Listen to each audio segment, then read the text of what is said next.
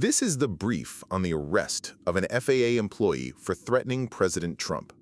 So, this case involves a 35-year-old federal aviation engineer whose alarming digital footprint spiraled into a direct assassination threat, showing us exactly what happens when early warning signs just kind of slip through the cracks. First, let's look at who we're actually dealing with.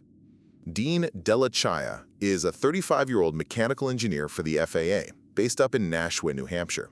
Well, he was just arrested for making an interstate threat, assigned a public defender, and is now staring down up to 5 years in prison, plus a hefty $250,000 fine. You know, you'd think an FAA engineer would be the absolute last person to leave a giant, blinking digital paper trail, but as we'll see, he did exactly that. Second, we've got to talk about the glaring red flags that were completely ignored. Get this, Della Chaya used his actual work computer to research how to kill Trump, study past assassination attempts, and figure out how to sneak guns into federal buildings.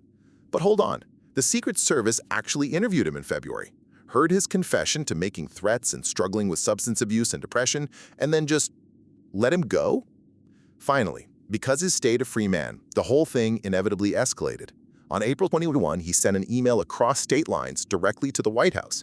And the chilling, kind of absurd contrast here, he used this incredibly polite subject line, "Contact the president," but immediately followed it with the explicit threat. "I, Dean Della Chaya, am going to neutralize kill you, Donald John Trump." While the suspect is finally off the streets, this timeline exposes a truly terrifying gap between spotting a threat and actually neutralizing it.